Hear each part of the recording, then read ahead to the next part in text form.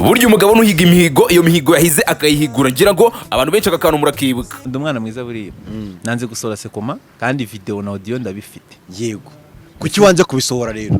Nese nsohore Grand Frère atarasohora ubwo ibyo bintu birumva bihanganye gute?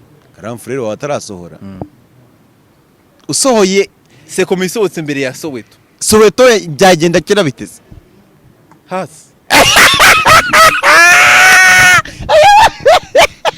Akararo ko zihungu ivumbiye.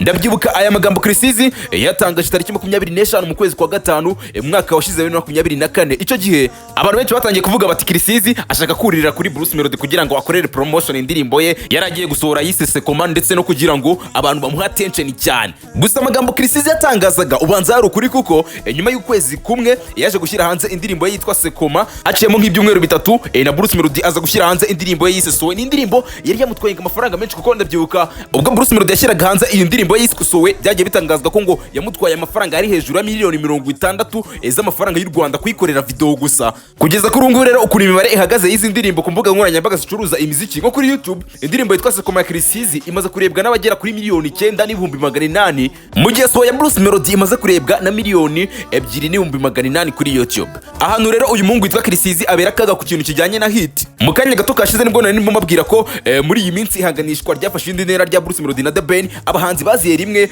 na Eazy barimo ba Kevin Kade, barimo ba Juno Kizigenza, barimo ba Kenny Soul, barimo ba Okama n'abandi bagiye batandukanye. Muri iyi minsi bagerageje gukora indirimbo ariko zibangamirwa n'iyi battle ya Theben ndetse na Bruce Melodie. Eazy we rero suko bimeze kuko indirimbo yitwa Sample yakoranye na Dani nanone kugeza kuri ubu kuri YouTube imaze kurebwa n'ibihumbi 851 na kimwe, ikabirishwa views 48 gusa na Munyakazi ya Bruce Melodie. Ngaye nguko tuganire ubundi mwebwe Eazy mubona muti?